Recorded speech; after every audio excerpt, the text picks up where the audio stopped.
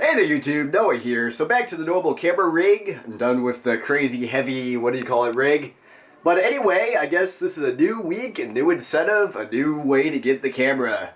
Going back again for the 200 items, and I'm not sure exactly how I'm going to calculate it. I'm pretty sure I'll just go the same way we calculate items for the food fund, which is questions answered, like unique per person, question answered. If I answer the same person like 4 times, it doesn't count as 4, it counts as 1, and then items listed. Going for 200 items again this week, which is an average of 40 items a day.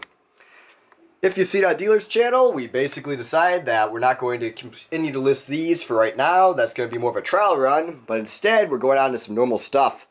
Probably saw the toting video yesterday or today, depending on when this goes up. But this is my first tote items to list today, and I guess I'll get that listed. I'm not sure how much I'm going to vlog today, but this is the first vlog out of 5 for the 200 item promotion, incentive thing. Let's get these listed. Okay, so first little lot of lenses here pictured. These are all the lenses from that little lot over there. So it's interesting, before I mentioned that these cameras are from Wisconsin, and one thing I can tell you is that cameras and wet climates do not mix. There's quite a few different things you can find in cameras that only happen in wet climates, and a few of those would be like fungus, / mold in the lenses, / mold in the cameras, mustiness. The bellows actually tend to be a little bit better from wet climates, but you get a lot of oil in the lenses, which is another thing. The apertures stick. Just on this main lot of things I just listed here, I found a few different issues. I had oil sticking on 2 of the lenses. And let's see, I think one of the other ones, the focusing ring lubricants were all messed up. And then some of these Kodak cameras have some fungus / mold stuff in them. So not hugely different, but there's definitely a noticeable difference when you shop from different climates.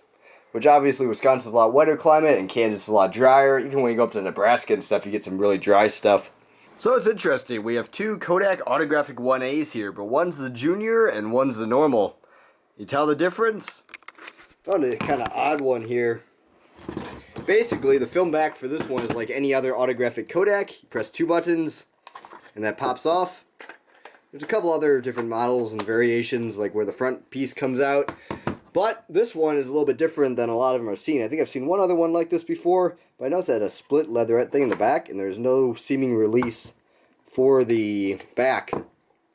But you also have to look for hidden buttons in these. This one here, if you can see, there's a little leather button right here that's kind of hard to see. But you push that and pull. And that says to remove this section, pull out film winding key. So you have to pull that and like screw it. And then this piece comes out here. So I'm pretty sure this camera's been dropped more than a couple of times. It's pretty loose and does not work at all. But there's an old Bolex. And actually I was just testing the lens off this camera here, Keystone. And this is actually being shot on that lens, 1950s lens. It has some vignetting in the corners, but it's because it's not meant for this type of camera. Anyway, that thing's pretty cool. Okay, well we're nearing the end of the night here, and I'm finishing up some listings.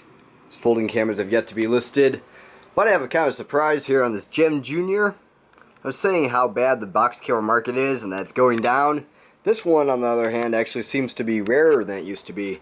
There's not very many listed. There's like 2 listed and they're not described very well. And there's these ones right here. One sold for $112.50 plus $12 shipping at auction, which is pretty impressive. So not exactly sure what I'll list that for. Probably $130 or $120. But that's a pretty good one. It's a Girl Scout box camera in crazy green as the enamel front. Neat looking. Apparently worth a little bit too. Okay, well I guess that's about where I'm going to end off the vlog for today. As you can see, there's some items listed, and there are those items listed. Not quite as many listings as I would like today, mainly because I took a little bit extra clean time on these folding cameras. But anyway, some little surprises here. These Minolta binoculars were even pretty good. I listed those up at $140. They're remarkable for Minolta Japan binoculars, pocket binoculars, whatever you call those. 14 items listed at $1,146. Put my number up on the board and then be done for tonight. There's the number. Okay, well I hope you enjoyed this little video vlog thing today. I'll probably do another one tomorrow. Tuesday is a day off, but we're actually going to be working a little bit more Later that night, I'm sure you'll see it in Dealer's vlog, but he's going to be doing some videos, work on his YouTube channel, and I can list some stuff that night. So probably not a lot listed, but it's always a bonus. If I get an extra day instead of just 5, I get 6.